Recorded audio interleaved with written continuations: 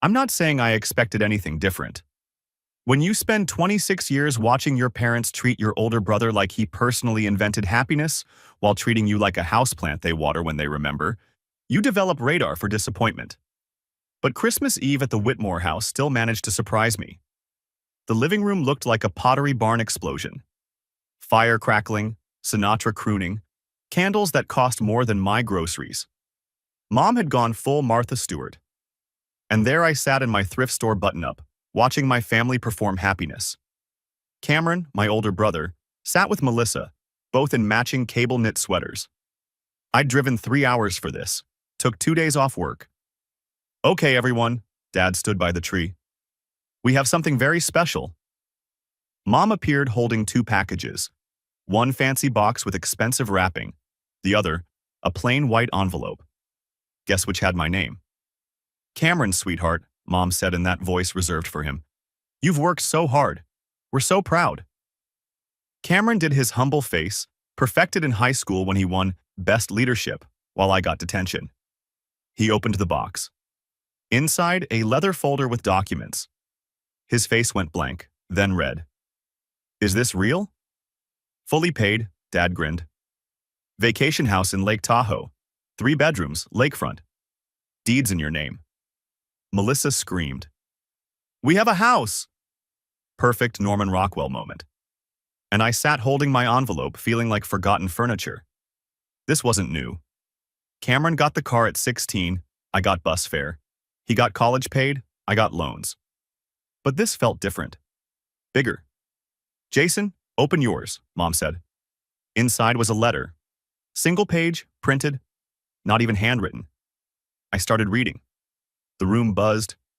Melissa asking about taxes. Mom explaining their planning. Dad discussing rental income. My hands shook by paragraph 3. By 4, my jaw clenched. I finished. Folded it. They were watching, waiting for me to congratulate Cameron. Jason, Mom's voice had an edge. This is interesting, I said quietly. What is? I held up the letter. This is from Grandma Helen's estate attorney. Temperature dropped. Dad's smile died. Jason, we can explain. Dated 6 months ago. Certified mail. My voice stayed calm. Informing the family that Grandma Helen's will was executed. All assets distributed. Cameron's smile slipped. What is that? Everything, I interrupted. I stood, walked closer. Grandma Helen was specific. Her Oregon house sold, proceeds split between both grandchildren. Stock portfolio split. Savings split. 50-50, because she loved us equally. I looked at Cameron. Nice that she loved us equally, right? Each grandchild should receive approximately $350,000 after taxes. I let that hang. That's a lot, Mom. Jason, please. But I never got any money. So I called the estate attorney last week. I walked to Cameron. Guess what I found? Silence. The money was distributed, all of it. 6 months ago. Wire transferred to an account under my parents' names, held in trust for both grandchildren. I looked at Dad. You remember signing? His face went gray. And then, 2 months ago, a property was purchased in Lake Tahoe, 3-bedroom vacation house. I turned to Cameron, watched his smile crack. Purchase price? $305,000. Cash. The letter crinkled. So let me understand. You took my inheritance? Money Grandma specifically left for both of us. Used it to buy Cameron a vacation house. Then wrapped it up like you were being generous. I laughed, broken. That's impressively bold. Melissa stared at my parents, puzzle pieces clicking. Jason, it's not like that. Mom's voice shook. Then what's it like? Dad found his voice. We were going to make it right. When? After another Christmas watching you give Cameron everything? Another year asking him about his career and asking me if I'm still doing that computer thing? You've always been difficult about money, Mom deflected. I paid for my own college, I cut her off, voice rising. Still paying loans. Cameron got a free ride for lacrosse. He got the car at 16, I got bus fare. He got condo down payment, I got lectures. And now he gets a $300,000 house bought with money that was half mine. Cameron stood, gripping his deed. I didn't know. I swear. I believe you, I said, and meant it. You didn't know because you never had to think about it. Money just appears. Meanwhile, I've been hustling 6 years, freelancing, barely scraping by, and my inheritance was funding your vacation property. Cameron looked at our parents, betrayal blooming. You told me this was your savings. It was our decision, Dad said weakly. You thought I wouldn't find out, I finished.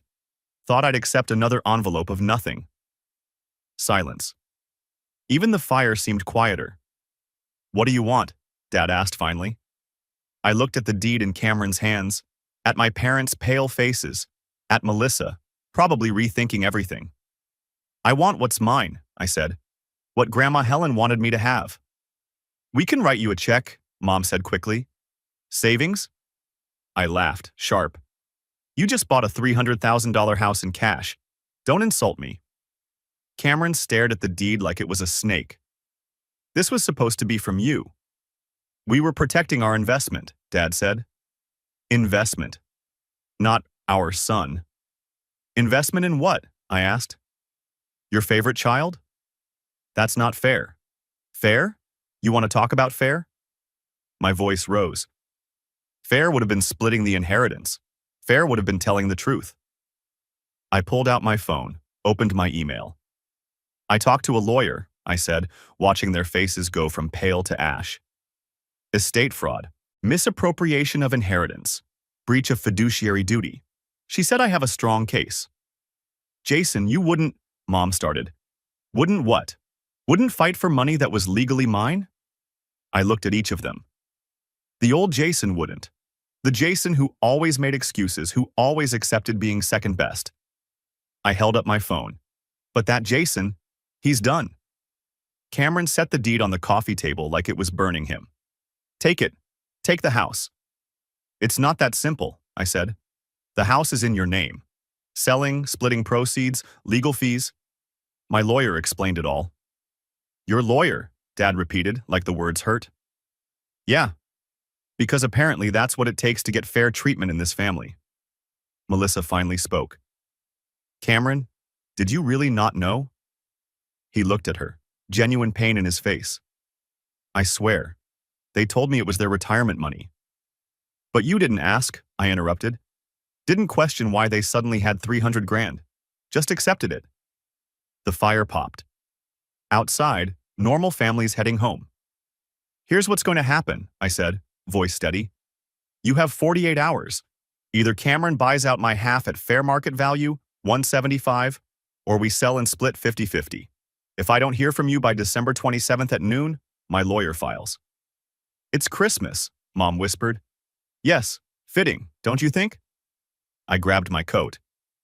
Jason, wait, Dad moved toward me. We can fix this. We're done talking. You had 6 months. I zipped my coat, pulled out my keys. I'll figure it out, Cameron said quietly. The money. I'll get you your half. I looked at him. For the first time, he actually looked sorry. Not for himself. For me. I know you will, I said. Because I believe you didn't know. But that doesn't change what they did. I opened the door. Cold air rushed in. Wait, Melissa said suddenly. She stared at my parents. If they did this to Jason, what else have they lied about? The question hung there. I saw Mom and Dad exchange a look, and in that look, I saw years of secrets. That's between you and them, I said to Melissa. But if you're smart, you'll ask to see all the receipts before you marry into this family. I stepped into the snow. 48 hours, I repeated. December 27th, noon.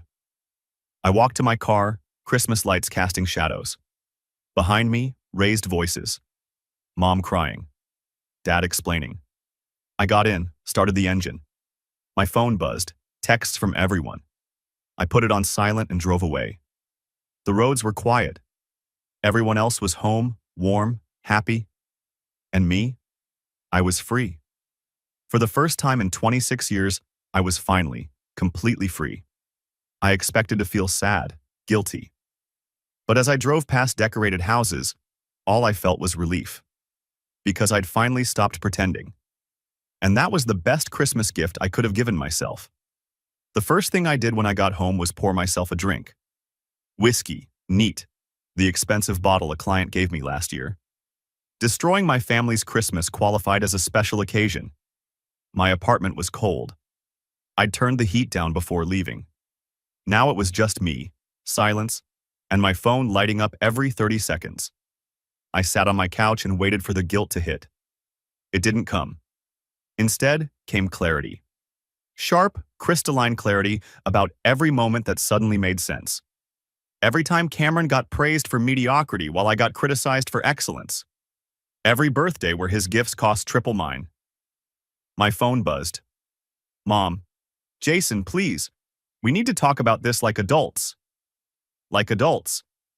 As if they'd been treating me like an adult when they stole my inheritance. I took a screenshot, added it to a folder called Evidence, and went back to my drink. Dad, you're being unreasonable. We can explain everything if you just listen. Cameron, I'm so sorry. I really didn't know. Please call me. Melissa, we need to talk. This affects my future too. I silenced my phone and opened my laptop. The estate attorney, Patricia Chen, had sent me everything. Grandma Helen's will, distribution documents, wire transfer records. I'd spent weeks gathering this. This happens more often than you'd think, Patricia had told me. Parents using inheritance funds for just one child. Usually the golden child. Golden child. That's exactly what Cameron was. Grandma Helen had been specific. Equal distribution, both grandchildren. No exceptions. She'd known. Somehow she'd known my parents would play favorites even after she was gone. I'd been her favorite, actually. She came to my art shows, asked about my freelance work, treated my choices as valid when my parents didn't. And she'd left me money. Money my parents stole. Around midnight, my doorbell rang. Through the peephole, Cameron. He looked terrible. Still in his Christmas sweater, hair messy, eyes red. No, Melissa. I opened the door, but didn't invite him in. It's late, I said. I know. Can I come in, please? I stepped aside. He walked in, looked around like he'd never been here before. He probably hadn't. I always went to him. Nice place, he said awkwardly. It's 400 square feet and the sink leaks. Don't patronize me. He flinched. Sat down without asking. I stayed standing. Melissa's at a hotel. Said she needs time to think. Smart woman. Jason, I really didn't know. They told me it was their retirement money they wanted to use to help us. And you believed them? Why wouldn't I? They're my parents. They're my parents too. Hasn't stopped them from lying to me my entire life? He looked at his hands. When did you find out? 2 months ago. The estate attorney called, routine follow-up, asked if I'd received everything. I said I hadn't received anything. That's when I started digging. 2 months, Cameron repeated. Why wait until Christmas? I laughed, sharp. Because I wanted to see it. Wanted to see you open that deed, see their faces when they handed you a $300,000 house like it was nothing. Wanted to watch you all perform that perfect family moment one more time. That's cruel. No, Cameron. What's cruel is stealing from your own kid. What I did was just honest. Long silence. Outside, the city, cars, sirens, someone's music. The lawyer, he said. How bad is it? For Mom and Dad? Pretty bad. Estate fraud, misappropriation of funds, breach of fiduciary duty. Patricia said the case is solid. Would you really take them to court? I met his eyes. In a heartbeat. He nodded. Okay, then let me fix this. You can't afford to, Cameron. Not without selling the house or taking a massive loan. Then I'll take a massive loan. Or sell. Or make them pay you back directly. With what money? I don't know. But there has to be a way without destroying the family. The family was already destroyed, I said quietly. I just stopped pretending. Cameron stood, started pacing. You know the worst part? I was so happy. For 5 minutes, I thought my parents loved me enough to do something incredible. Now I find out they do love me that much, just not you. First time he'd said it out loud. Yeah, I said. That is the worst part. He stopped. I'll get you the money. I don't know how, but I will. Just give me time. More than 48 hours. Why should I? Because I'm your brother. Because I didn't do this, they did. Because... His voice cracked. I'm sorry. I'm so fucking sorry, Jason. I wanted to stay angry.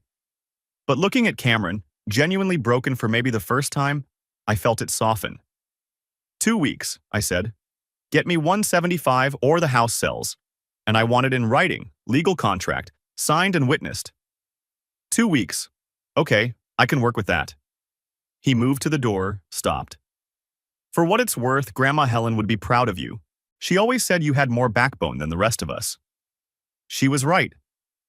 After he left, I filled out Patricia's contract template. Legal language, clean, unemotional. I sent it to Cameron. Contract for review. Then I did something I'd been avoiding. I looked up flights to Portland. One way, leaving after New Year's. My lease was month to month. Clients were remote. Nothing kept me in Sacramento except proximity to a family that never wanted me there. Portland had better tech scene, lower cost of living, rain that matched my mood. Then my phone rang. Melissa. Jason? Her voice was tight. We need to talk. About? About being lied to for 6 months. About the house being built on stolen money. About this disaster family nobody warned me about. Fair points. I'm at the Hilton downtown, room 407. Can you come? I need to understand what I'm dealing with. Why would I help you? Because we both got screwed by the same people, and I think you're the only one who'll tell me the truth. 20 minutes later, I knocked on 407. Melissa answered in her Christmas dress, makeup smudged, wine in hand. The room was nice. She'd stress-ordered room service, half-eaten burger, fries, cake. Want anything? I'm good. She sat on the bed. I took the desk chair. How long have you known? She asked. About your parents? That they're terrible? My whole life. That they stole from me? 2 months. And you waited until tonight. I wanted them to feel it, the way I've felt invisible my entire life. She sipped wine. Cameron said you were always the sensitive one, that you took things too personally. Cameron's been trained to excuse their behavior. Of course that's what he thinks. Is he part of it? The favoritism? Not intentionally, but yeah, he benefits. Always has. Silence. I need you to be honest. Is this just about money? Or is there more? So I told her. Not everything. Enough? The forgotten birthdays, skipped graduations, constant comparisons, the way they funded Cameron's life while I paid my own way. She listened, wine glass emptying. Jesus, she said. And Cameron never noticed? Why would he? He's always been the sun. I was the shadow. That's poetic and depressing. Welcome to my childhood. She poured more wine, offered me the other glass. This time I took it. I need to know, she said. Is Cameron like them? Will he treat our kids the way they treated you? The question hit hard. I'd never thought about Cameron as a father, potentially repeating the pattern. I don't know, I said honestly. I don't think he's malicious, just oblivious. He's never had to think about fairness. That's not comforting. It's not meant to be. We sat in silence, drinking. Are you really going to sue them? If I have to. Would you testify? Every word. She nodded. I told Cameron I need time to think about marrying into this. Smart. My parents are normal, boring normal. Sunday dinners where everyone talks. Birthdays where everyone gets cake. I didn't know families could be this toxic. Count yourself lucky, she looked at me. You're not going to forgive them, are you? Would you? No, she said immediately. I really wouldn't. I stood to leave. Jason, thank you for telling me the truth. What are you going to do? I don't know yet, but at least now I know what I'm deciding about. I left, went back to my apartment, my laptop, my potential flight plans. My phone buzzed. Patricia. Patricia. Checking in. How did Christmas go? I sent a summary. Patricia. Do you need me to proceed with filing? Me. Not yet. Gave Cameron 2 weeks. If that fails, then yes? Patricia. Understood. I'll prepare the paperwork. I looked around my apartment. My cheap, self-funded apartment nobody helped me get. My thrift store furniture. I built my life alone. For the first time, maybe ever, I didn't wish it were different. I wish they were different. But since that wasn't happening, I'd settle for getting what was mine and moving on. Portland was looking better by the minute. The 2 weeks felt like 2 years. Every day, I woke up expecting Cameron to text me saying he couldn't do it. That he'd talked to a financial advisor who told him he was insane. That Melissa had left him. That our parents had convinced him I was being unreasonable. But instead, what I got was silence. Professional, purposeful silence. Until day 6, when Cameron sent a single text, "Meeting with the bank tomorrow, will update." Day 9, approved for the loan, working on paperwork. Day 12, contract signed, wire transfer scheduled for tomorrow. Each text was businesslike, distant, like we were colleagues instead of brothers, which I guess was exactly what we'd become. On day 13, at 9:47 a.m., my phone buzzed with a notification from my bank. Deposit. $175,000. I stared at the number. 6 figures. More money than I'd ever seen in my account at once. Money that should have been mine 6 months ago. My phone rang immediately. Cameron. Did you get it? He asked. Yeah, just now. Good. The contract is executed. The house is mine, free and clear. Your lawyer has the signed documents. His voice was flat. Empty. Cameron. We're done, right? Legally? You're not going to sue? We're done, I confirmed. You held up your end. Silence on the line. I could hear him breathing, could almost see him sitting wherever he was. Probably his office. Probably stressed beyond belief. How'd you do it? I asked. Get the money that fast? He laughed, bitter. You really want to know? Yeah. I took out a home equity loan on the condo, put up Melissa's engagement ring as collateral for a personal loan, cashed out my 401k and paid the penalty, and I borrowed 50 grand from Melissa's parents. Jesus. Melissa's parents? Had to tell them everything. Why I needed the money. What mom and dad did. They were horrified. Her dad actually said, and I quote, "I'm glad we know this before the wedding." Is there still going to be a wedding? Long pause. I don't know. She's still at the hotel. We talk, but it's different now. She looks at me different. Like she's trying to figure out if I'm going to turn into them. Are you? I don't know, Jason. I really don't know. I thought I knew who I was. Turns out I was just a guy who never had to question anything because everything always worked out. I heard something crack in his voice. Not quite crying, but close. Mom and Dad called me every single day, he continued, begging me not to give you the money, saying you were being vindictive. That family doesn't sue family. That I was setting a terrible precedent. What did you tell them? I told them they stole from my brother, that I was complicit even if I didn't know, and that if fixing their mistake cost me everything, then maybe I deserve to learn what everything actually costs. That cracked something in me too. Cameron, I have to go. Client meeting. But we're square now, right? Legally? Yeah, we're square. Good. He hung up. I sat there holding my phone, looking at my bank account, feeling the strangest mixture of victory and loss. I'd won. I'd gotten what was mine. So why did it feel like I'd lost something too? 3 days later, Mom showed up at my apartment. I'd been packing. Boxes everywhere. Portland apartment secured, move-in date set for next week. Burning every bridge that connected me to Sacramento and starting over. The knock was persistent, demanding. I opened the door. Mom stood there in her yoga clothes, hair perfect, makeup perfect, face absolutely wrecked. Can I come in? She asked. Every instinct screamed no, but I stepped aside. She walked in, looked at the boxes. You're moving. Portland. When were you going to tell us? I wasn't. She flinched like I'd slapped her. Sat down on my couch without asking.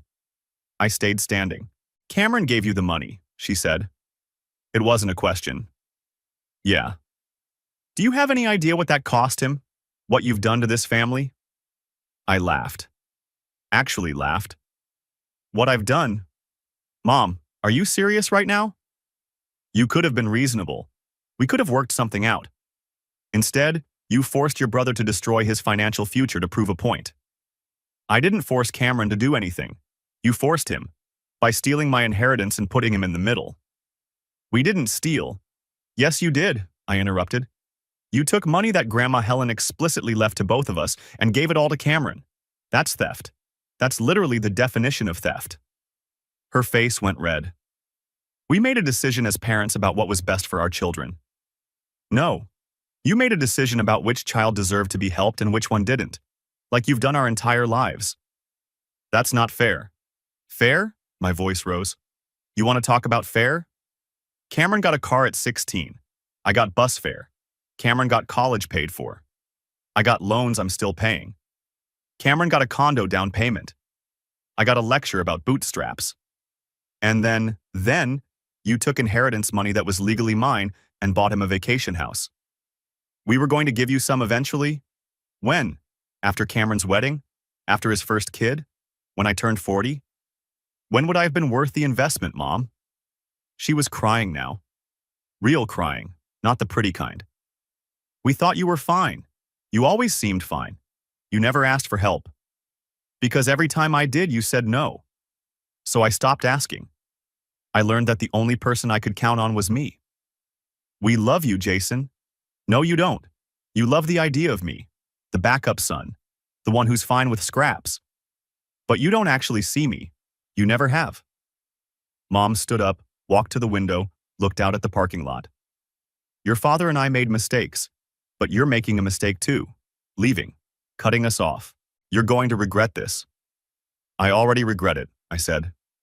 I regret spending 26 years trying to earn love that was never available. I regret every Sunday dinner where I pretended we were a real family. I regret not standing up for myself sooner. She turned to look at me. So that's it? You're just done with us? I'm done pretending. If you want a relationship with me, it's going to be different. Boundaries, honesty, equal treatment, or nothing at all. You're asking us to choose. No, Mom. I'm telling you what I need. You're the one choosing. She grabbed her purse, headed for the door. Stopped. Cameron's probably going to call off the wedding. Melissa's parents don't want their daughter marrying into this family. You've destroyed his life. I didn't destroy anything. I just stopped letting you destroy mine. She left. The door clicked shut. I stood there in my half-packed apartment, surrounded by boxes and old furniture and the life I was leaving behind. My phone buzzed. Text from Patricia. Patricia. Saw the wire transfer went through. Congratulations. You're officially done with them. Was I, though? Done? I looked at the boxes. At the lease from my Portland apartment. At my laptop open to job listings in a new city. Yeah, I was done. 2 days before my move, Melissa called. I'm returning the ring, she said, without preamble. The engagement is off. I sat down. I'm sorry. Don't be. You did me a favor. I saw what your family really is, what they do to people. And I realized I didn't want that for my kids. Cameron's not them. Isn't he, though? He grew up watching them treat you like garbage and never questioned it. Never stood up for you. Just took everything they gave him and felt like he'd earned it. She wasn't wrong. He's trying now, I offered. Too late. I can't marry someone and spend my whole life wondering if he's going to favor one kid over another. If he's going to lie to me about money. If his parents are going to poison everything. What are you going to do? Move back home. Take the job offer in Chicago I turned down. Start over, alone. Which honestly sounds amazing right now. I laughed. Yeah, it kind of does. Jason, thank you for being honest at Christmas. I know it cost you, but it saved me from making a huge mistake. You're welcome. After she hung up, I thought about Cameron, about Melissa, about how my truth had rippled out and destroyed their perfect future. I should have felt guilty. I didn't. The day of my move, I loaded the last box into my car. One-bedroom apartment worth of stuff. Not much to show for 26 years. My phone had been quiet for days. No texts from mom, no calls from dad. Cameron had gone silent after the wire transfer. But as I was locking my apartment door for the last time, my phone rang. Dad? I almost didn't answer. But something made me pick up. Jason. His voice was rough, tired. I heard you're leaving today. Yeah. I just wanted to say... He paused. Long enough that I thought the call had dropped. I'm sorry, for all of it. You deserved better. You deserved equal. And we failed you. I stood there in the hallway, keys in hand, completely blindsided. Okay, I said finally. That's all I wanted to say, that I'm sorry, and that I hope Portland is good to you. Better than we were. He hung up before I could respond. I stood there for a long moment, phone still pressed to my ear. An apology. After everything. After all of it. Too late, probably. But something. I got in my car, plugged in my Portland address, and started the engine. In my rearview mirror, Sacramento disappeared. Ahead of me, the highway stretched clear and open. My phone sat in the cup holder, silent now. No more texts, no more calls, no more family drama. Just me and the road and the future I was driving toward. I turned up the music and pressed the gas. And for the first time in my entire life, I felt like I was heading in the right direction. Portland suited me. 9 months after that Christmas Eve, I was sitting in my apartment, actual apartment, not a 400-square-foot box, with a view of the city's skyline and rain pattering against the windows. My laptop was open, finishing up a contract for a tech startup that was paying me more than I'd made in 6 months in Sacramento. Turns out, when you're not spending all your emotional energy trying to win approval from people who'll never give it, you can actually focus on building a career.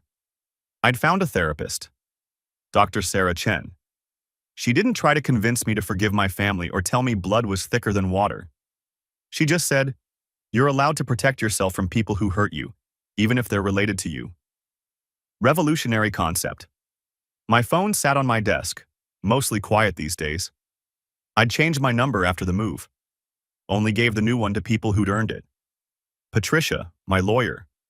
A few freelance contacts. My therapist. Not my parents. Not Cameron. The inheritance money was still sitting in my account. Most of it, anyway. I'd used some for the apartment deposit, new furniture that wasn't from thrift stores, a proper desk set up for work. But the rest stayed there. A cushion, a safety net, the opportunities Grandma Helen had wanted me to have. I was thinking about buying a small condo, maybe taking that trip to Japan I'd always wanted, maybe just saving it and knowing it was there. My doorbell rang. I wasn't expecting anyone. My social life in Portland was still pretty minimal. A few work acquaintances, my therapist, the barista at the coffee shop who knew my order. Through the peephole, I saw someone I didn't recognize. Woman, early 50s, holding an envelope. I opened the door cautiously. Can I help you? Jason Whitmore? She asked. Yeah? She handed me the envelope. I'm Susan Martinez. I was your Grandma Helen's neighbor for 20 years. She asked me to give this to you if I ever heard you'd move to Portland. My heart stopped. She knew I was coming here? Susan smiled, sad but warm. She knew you'd eventually get tired of being invisible. She told me years ago, if Jason ever leaves Sacramento, find him. Give him the letter. Took me a few months to track you down, but here we are. She handed me the envelope, squeezed my shoulder. She was proud of you. I hope you know that. Then she left. I stood there holding the envelope. It was sealed, my name written in Grandma Helen's handwriting. The date on the back. 3 years ago. I sat down on my couch and opened it. Dear Jason, if you're reading this, it means you finally left. Good. It's about damn time. I know what they've done to you your whole life. I've watched it. The comparisons, the dismissals, the way they light up for Cameron and dim for you. It killed me, sweetheart. But I couldn't change them. I tried. So instead, I'm leaving you money. Equal to Cameron because you're equal. Better, actually. But I'm trying to be fair to both my grandsons even if your parents never learned how. I hope you use it to build something they can't take away. Something that's yours. A life on your terms. And I hope you eventually forgive yourself for leaving. Because I know you, Jason. I know you'll feel guilty. You'll wonder if you should have tried harder, stayed longer, given them more chances. Don't. Some people aren't capable of seeing your value. That's their loss, not your failure. You were always my favorite, you know. Not because Cameron isn't wonderful, he is. But because you had to fight for everything, and you never stopped fighting. Even when they tried to make you small, you stayed big. Stay big, Jason. Live loud. Be happy. And know that somewhere, I'm proud as hell of you. All my love, Grandma Helen. I read it 3 times. Then I put my head in my hands and cried. Not sad crying. Relief crying. The kind that comes when someone finally sees you and tells you you're not crazy for feeling what you felt. My phone buzzed. Text from an unknown number. Hey, it's Cameron. Got your new number from your old landlord. Can we talk? I stared at it for a long moment. Then I typed, not ready yet. Maybe someday. I blocked the number. Then I pulled out my laptop and sent an email to Patricia. I want to set up a trust in Grandma Helen's name. For kids from difficult families who need help with college. Can you help me figure that out? Her response came back within an hour. Would be honored. Let's set up a call. That evening, I walked to my favorite coffee shop. The one where the barista knew I liked oat milk lattes and always had a smile ready. Jason, she said when I walked in. Her name was Rachel. We'd been on 2 dates. Nothing serious yet, but it felt nice. Easy. No family drama, no history. Just 2 people who liked each other's company. Hey, busy tonight? She checked her phone. I'm off in 20 minutes. Want to grab dinner? Yeah, I really do, she smiled. Great. There's that new Thai place that opened. I've been wanting to try it. Perfect. I sat down with my laptop while I waited, pulled up the email I'd been drafting for weeks. 2. All contacts. Subject, business update. Hi everyone. Just a quick note to let you know I've officially established my consulting practice here in Portland. New website, new client roster, taking on select projects. If you need a designer who actually returns emails and meets deadlines, I'm your guy. Thanks for your continued support. Best, Jason Whitmore. I hit send and watched it go. My business, my terms, my life. Rachel came over, apron off, jacket on. Ready? Yeah, let's go. As we walked out into the Portland drizzle, she asked, You seem happy tonight. Good day? I thought about the letter, about Grandma Helen, about the money that was finally mine, about the family I'd left behind and the life I was building forward. Yeah, I said. Really good day. We walked down the street, rain falling soft around us, the city alive with lights and noise and possibility. My phone stayed in my pocket. Silent. No texts from Mom asking when I'd visit. No calls from Dad trying to explain. No messages from Cameron seeking absolution. Just silence. And for the first time in my entire life, silence didn't feel like abandonment. It felt like peace. 3 months later, on what would have been Grandma Helen's 85th birthday, I got an email from Patricia. The Helen Whitmore Educational Trust is officially established. First scholarship recipient has been selected. A kid from a broken home who's been putting himself through community college. His name is Marcus. Thought you'd want to know. I sat there in my office. Yes, office. I'd rented a small space downtown and smiled. Somewhere, Grandma Helen was probably smiling too. I pulled out my phone, opened my photos, found the last picture I had with her, my college graduation. She was the only family member who'd come. We were standing together, her arm around me, both of us grinning. She'd told me that day, You're going to do great things, Jason. Don't let them convince you otherwise. I set it as my phone background. Then I got back to work. That night, Rachel and I cooked dinner at my place. Nothing fancy, just pasta and wine and conversation that flowed easy. I've been thinking, she said, twirling spaghetti on her fork, about what you said about your family, about leaving. Yeah? I think you're brave. A lot of people stay in situations that hurt them because they're scared of being alone. You chose yourself. Doesn't always feel brave. Sometimes it just feels sad. Maybe it's both. We cleaned up together, her washing, me drying, comfortable silence between us. My phone buzzed. Email notification. Subject, family update. I almost deleted it, but curiosity won. From Dad Jason, I don't know if you'll read this. Don't know if you even still have this email, but I wanted you to know. Cameron moved to Seattle. Fresh start. He's doing okay. Melissa didn't come back, but he seems lighter somehow. Like he finally understands something he didn't before. Your mother and I are in therapy, couples therapy, trying to understand where we went wrong. The therapist asked us to write letters to you. We haven't sent them yet. Don't know if we should, but I wanted you to know we're trying. Not for you. We don't deserve that. But for ourselves. To be better than we were. I hope Portland is everything you needed it to be. Dad, I read it twice. Then I closed my laptop without responding. Maybe someday I'd write back. Maybe not. But tonight, I was choosing peace over closure. Rachel came up behind me, wrapped her arms around my waist. Everything okay? Yeah, I said, and meant it. Everything's okay. Later, lying in bed, rain against the windows, Rachel asleep beside me, I thought about that Christmas Eve. The letter, the confrontation, the moment everything broke. I'd destroyed their perfect holiday, ruined Cameron's gift, forced everyone to face the truth they'd been avoiding. And I'd do it again. Because the alternative was staying small, staying silent, staying invisible. And I was done being invisible. My phone buzzed one more time. Text from unknown number.